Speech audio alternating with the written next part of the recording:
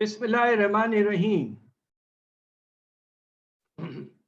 Honorable Vice Chancellor, Dr. Bushra Yasmeen, my dear colleagues, ladies and gentlemen. It is indeed a wonderful opportunity to be here at the second international conference which has been organized by the Fatima Jinnah Women's University, a university which has established a very strong reputation for itself and is noted for its extremely capable faculty and a very, very modern and organized curriculum. Ladies and gentlemen, the issue that is being presented by various speakers and distinguished experts in this conference, which is spread over actually from the 3rd to the 6th of October, is the fundamental issues related to sustainable development in the contemporary world.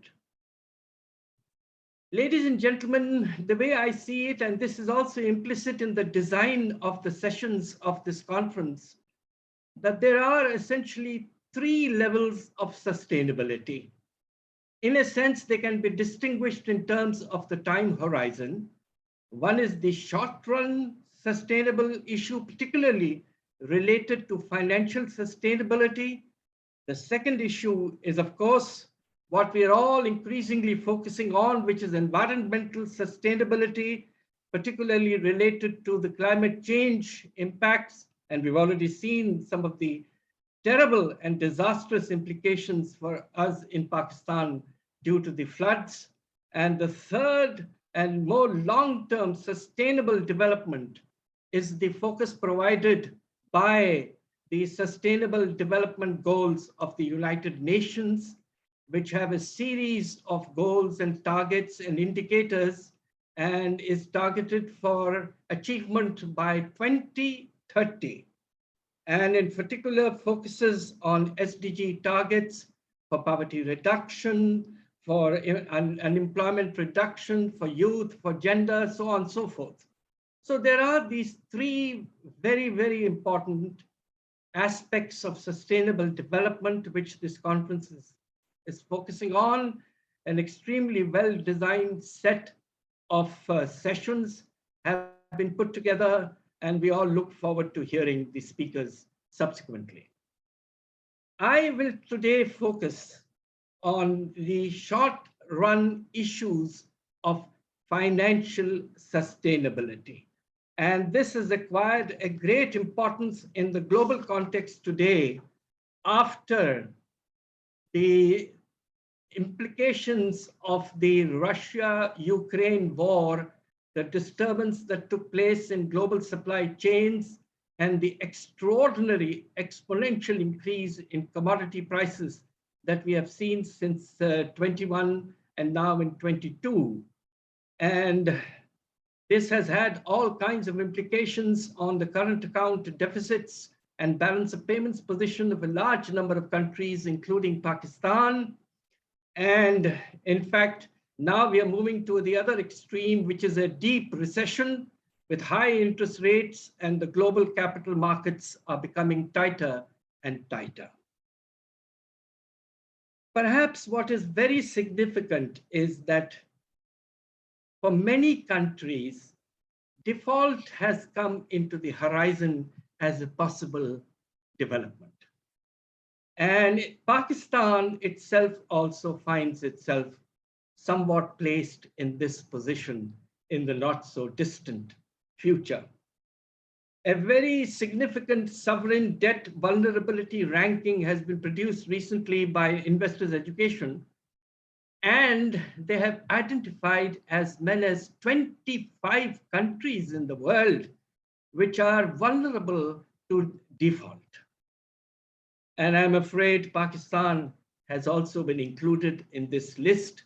And in the ranking, perhaps rather surprisingly, as I will show later on, Pakistan is placed as high as 4th in this list. Needless to say, Sri Lanka has already defaulted in our region. Now, the point is that the simultaneously for Pakistan, what has been a somewhat worrying development is that some time ago, prior to the recommencement of the IMF program in September, many credit rating agencies, including the big ones like S&P, Fitch, and Moody's, all downgraded Pakistan to a B- rating and transformed us from stable to negative. This is at the if you like, at the line where countries can begin to be seen as perhaps prone to default. So we have today a B- negative rating.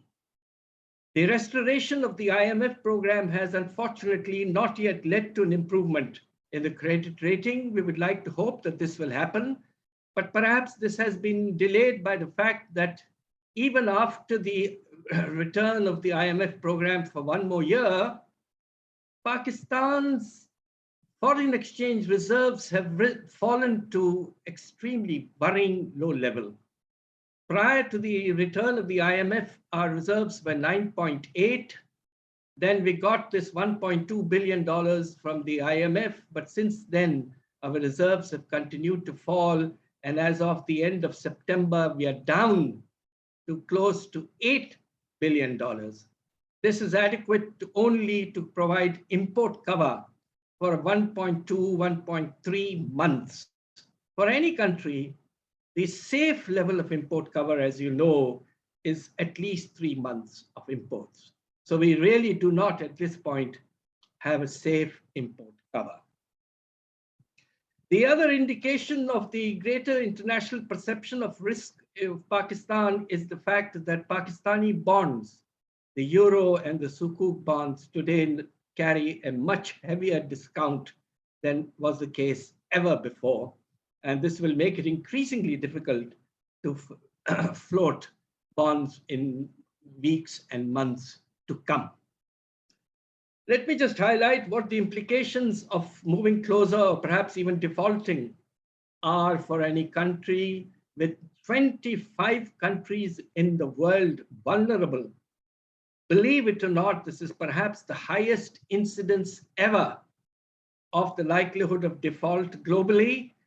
1/6 of the world's population is in countries which are considered today as vulnerable to default, includes large countries like Brazil, Pakistan, Egypt, Argentina, and so on and so forth. We have seen the experience of countries which have actually experienced default, unfortunately. Sri Lanka is our closest country. The rate of inflation in Sri Lanka has approached over 60%. And the GDP growth rate has, of course, turned negative because of the shortage of imports and essential supplies. So God forbid, we have to be very, very careful about ensuring that such a situation does not arise in our country. Why has Pakistan been included in this list of countries considered as vulnerable to default? This is a very important question. Today, Pakistan's total external debt, both to the public and private sectors, adds up to $130 billion as of the end of 2021-22.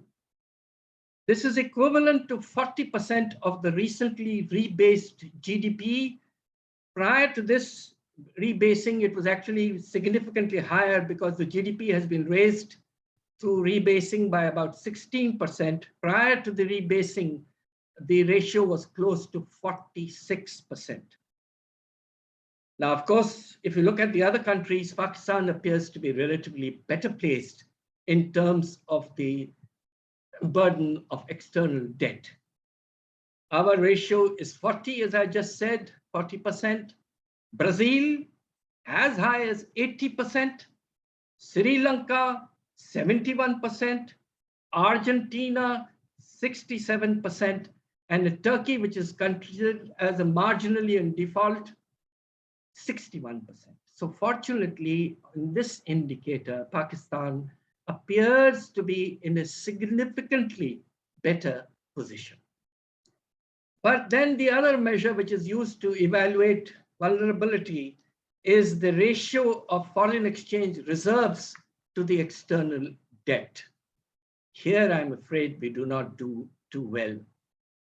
Currently with reserves at close to $8 billion, with debt close to $130 billion, we are actually below 7%, whereas other countries like Argentina are at 9%, Brazil at 24%, Turkey at 18%. Of course, Sri Lanka is very low at only 3%. But in this particular indicator, Pakistan seems to be a relatively perilous and difficult position.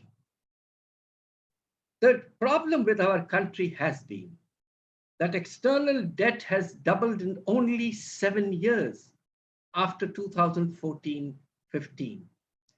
And this is, of course, primarily because we have been carrying periodically in different years like 2017-18, last year, and so on, extremely high current account deficits which have to be financed. And when you finance them, you borrow more, and when you borrow more, your debt goes up.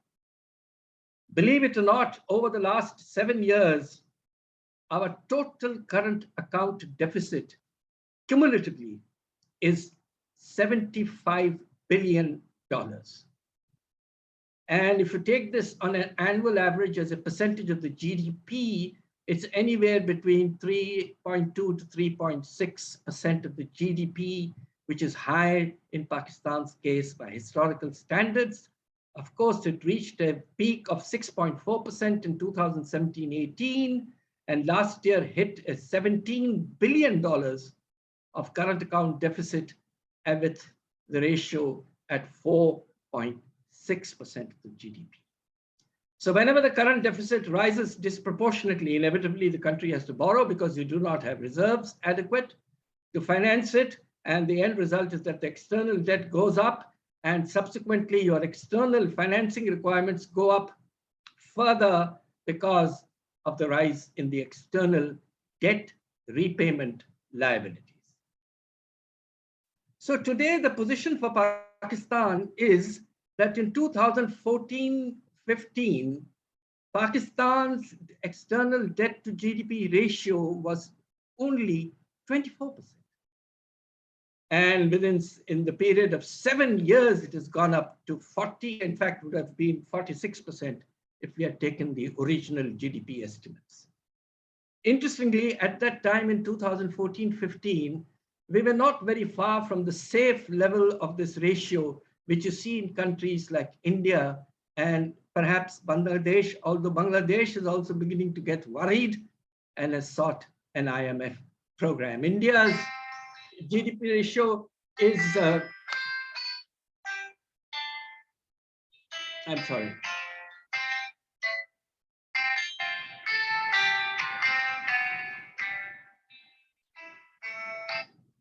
India's ratio is also close to 20%. Now, the problem has been compounded further by the fact that the doubling of the external debt in the last 7 years has been accompanied by actual tripling of the external debt repayment liability annually.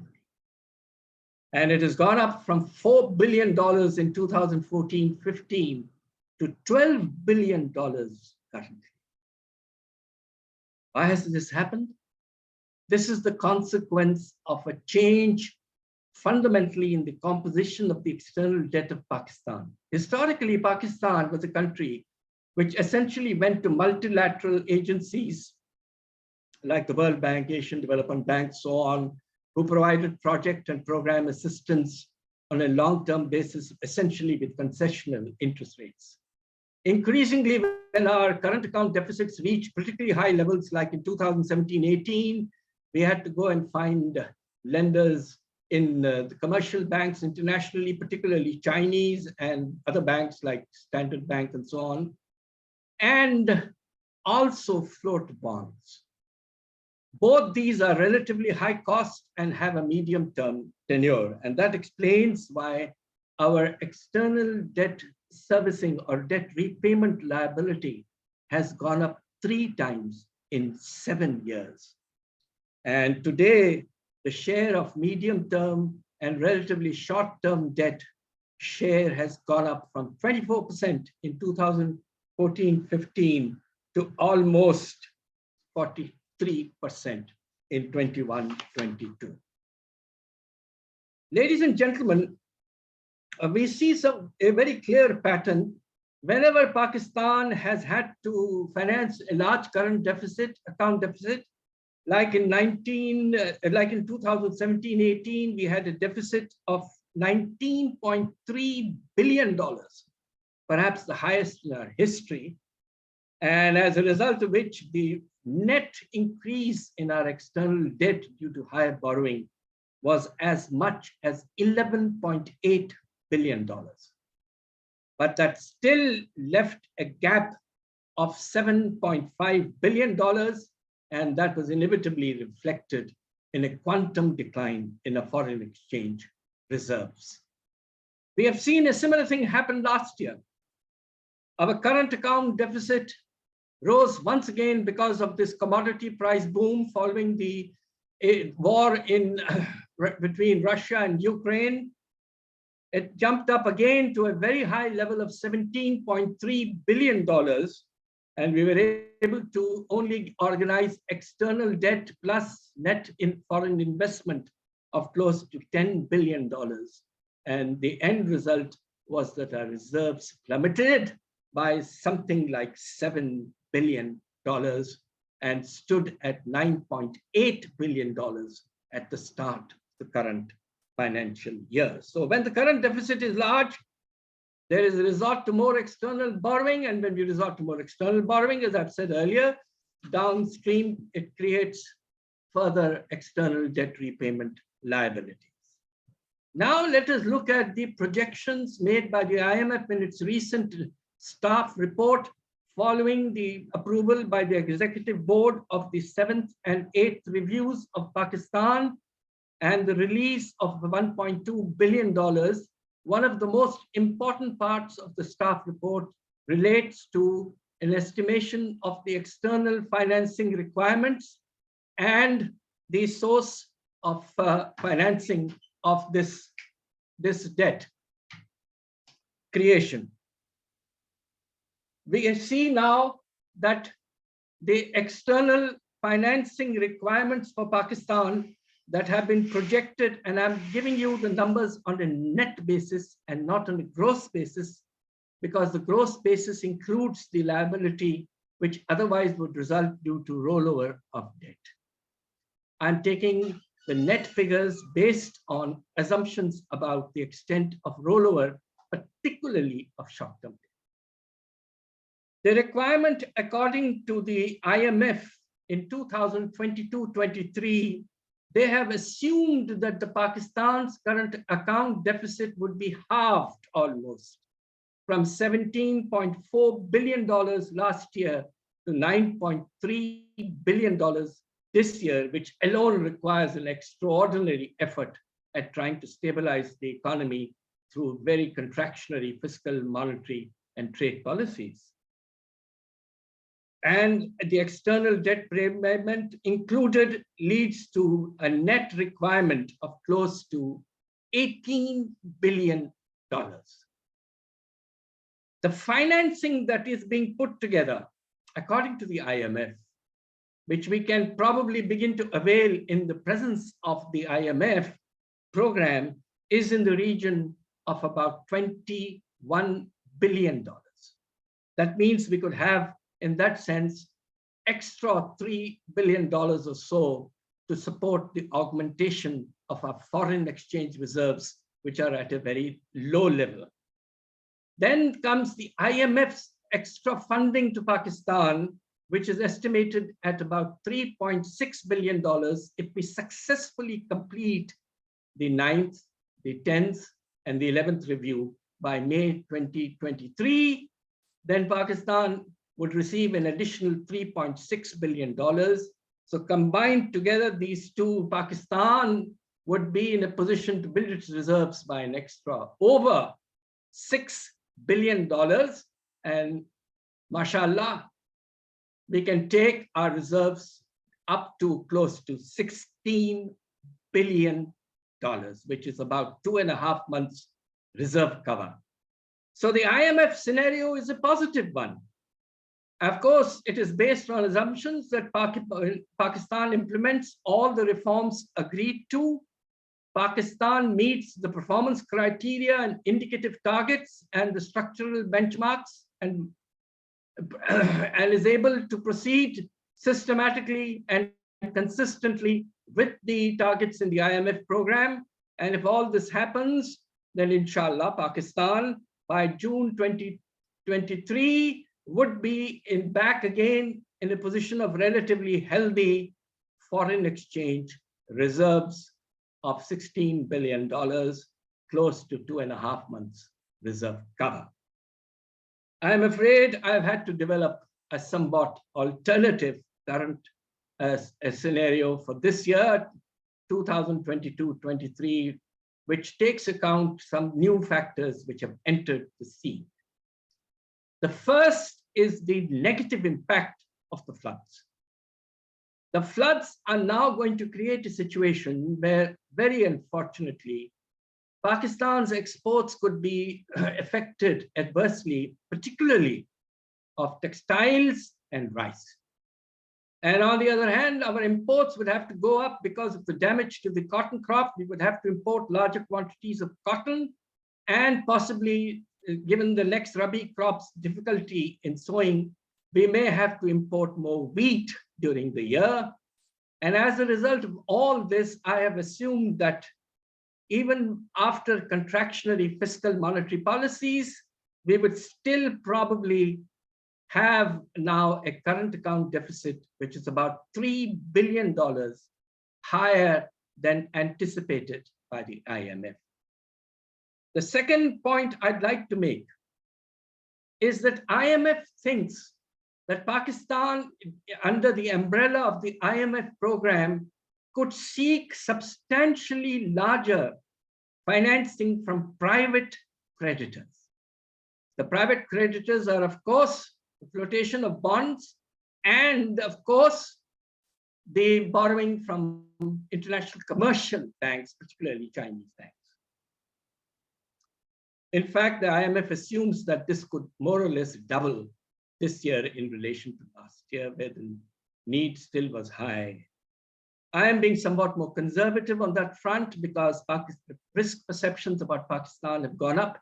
And as I said earlier, flotation of bonds would be especially difficult given the large discounts we are currently facing.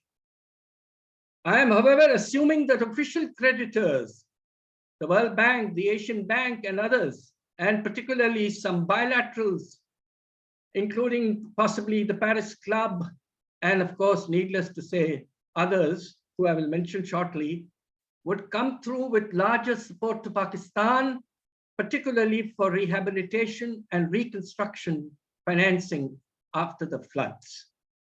And therefore, we have assumed here that about $3 billion extra would be forthcoming, partly by switching from regular lines of finance. Overall, my assessment is that the financing gap, if we have a current account deficit of $12 billion, would be in the region of about $3 billion. And if the IMF program continues and we meet the targets and get whatever waivers are necessary, and we are successful in renegotiating the targets and bringing them down to more realistic levels and somewhat softening the reform agenda after the floods, and Pakistan is able to implement successfully over the next 3 reviews, then the $3.6 billion means that Pakistan would end up with a small surplus of $0.6 billion, And realistically speaking, our reserves could cross $10 billion by the end of next year. But this is based on some very fine assumptions and some of the risk elements I need to highlight. The big question mark to me is one of the largest bilateral sources of support to Pakistan, and I thank China for the extraordinary bilateral support they have given us, not only in terms of CPEC-related projects, but also in terms of large investments in the power sector. And the Chinese international commercial banks have been a significant and large source of funding for Pakistan. The fundamental question is, will China also be willing on a more expanded scale beyond swap funds and so on to give us debt rescheduling and debt relief? This is perhaps the single most important question, because that will also guide and influence the behavior of other bilaterals globally. So we are waiting to see after the Prime Minister's visit, which is expected to be in November, to China to see what happens. And as always, let me also tell you that when I was in the hot seat after the bomb in 1998, one of the countries which came to our support fairly quickly was China. And I want to place on record my deep appreciation of the support from China, Saudi Arabia, Kuwait, and so on at that very difficult time in Pakistan's history. Ladies and gentlemen, the financing needs of Pakistan, unfortunately, will continue to grow, particularly because as we borrow more, our external debt repayment liabilities keep on increasing. As I've said, they've already tripled in the last 7 years. Hopefully, they will not rise as fast, but they will certainly continue to grow. And the IMF's estimates are that there will be an increase each year in 2023, 24, and 24, 25 by about $3 billion extra annually in terms of our external financing requirements. Does this mean Pakistan will need to negotiate a 3-year extended fund facility again with the IMF after May 23, when the program, the present one, comes to an end? Ladies and gentlemen, I will quickly and very importantly take you through the top priority policies we need to implement to ensure that our current account deficit remains under control and does not start going out of control as happened last year and sometimes in the past. The key thing is we have to have more export-led growth. Unfortunately, what has been happening is that systematically over the last 5-6 years, the incentives that we have traditionally given to our exporters have generally been gradually withdrawn. The first withdrawal was the zero rating of export sectors. Now domestic sales of export industries have been subjected to full taxation, and we are collecting as much as 50 to 60 billion rupees from the export sector in sales revenue, tax revenue. This is something which was there till the budget of 2019-20. This is unfortunate.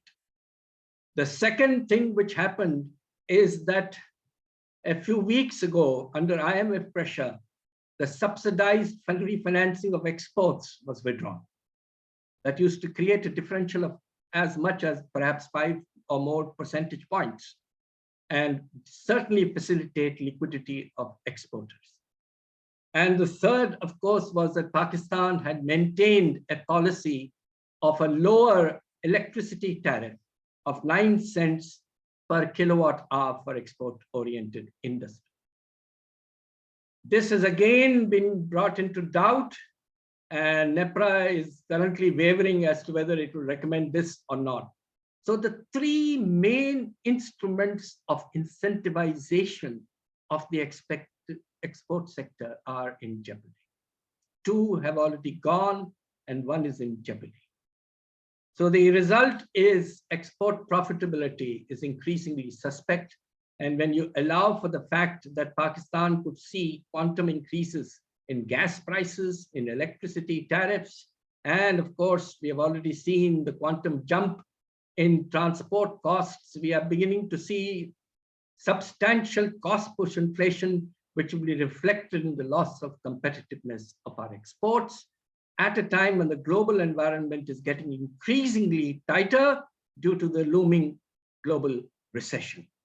So my plea is we should try and convince the policy makers as well as the fund that Pakistan has to increase profitability of exporters. Exchange rate beyond a point doesn't help, because the textile sector in particular is dependent on a large amount of foreign inputs, like, of course, machinery, like art silk and rayon, and now, of course, cotton. So if you use the exchange rate, half almost of that effect is lost due to higher cost of inputs. So we have to find a different way of promoting profitability in the export sector. The second is the strong deterrence of imports. Last year, imports broke an all-time record and reached, believe it or not, the level of 21% of GDP. I remember in our time when we used to be in government over 2 decades ago, it used to be about 11 to 12% of the GDP. Imports have had an unbelievable exponential growth in Pakistan, particularly in years when we kept the real effective exchange rate very high, like in the middle part of the last decade. The end result is that our imports have grown outrageously. And one of the big reasons for that extraordinary growth also has been the fact that Pakistan has perhaps over-liberalized its import regime. And what do we mean by that? There was a time in the mid-90s when we were helping in the government policy making, both internally and externally. Pakistan's average incidence of import duty on the value of imports used to be 21%. Today, it is down to 7%. The other, perhaps something which very few people have realized, is that we have over-liberalized more than India and Bangladesh, both of whom have a substantially larger export base. What is the evidence for this? According to the world tariff profiles of the WTO, the average MFN tariff in Pakistan is 11%. It is 14% in Bangladesh, and believe it or not, 18% in India. And what is even more striking is that India has given enormously higher protection to agricultural sector. There were years when India was not surplus yet in cotton. The import duty on cotton used to be anywhere like 40 to 50% by India. Believe it or not, you will be surprised perhaps to know that the import duty on cotton in Pakistan today is 0%. No protection whatsoever to a cotton grower. No wonder we have seen an unfortunate switch in cropping patterns away from cotton to sugarcane and other products. We have to bring that back. My recommendation is that there has to be a system-wide escalation in import tariffs to provide more protection and to encourage what we call made in Pakistan. Made in Pakistan. So I'm recommending the following: generalized import reform. We have currently 4 slabs, 3, 11, 16, and 20. We move to 5, 15, 25, and 35. And we add an import handling charge of 1 to 2%. This should help us. And finally, my recommendation would be that at this time when global interest rates are going up, the time has come to raise the return further on Russian digital accounts and on foreign currency accounts by up to 2 percentage points. This is necessary if the money is to stay with Pakistan. Ladies and gentlemen, let me conclude by saying that we all are worried. This is our beloved country.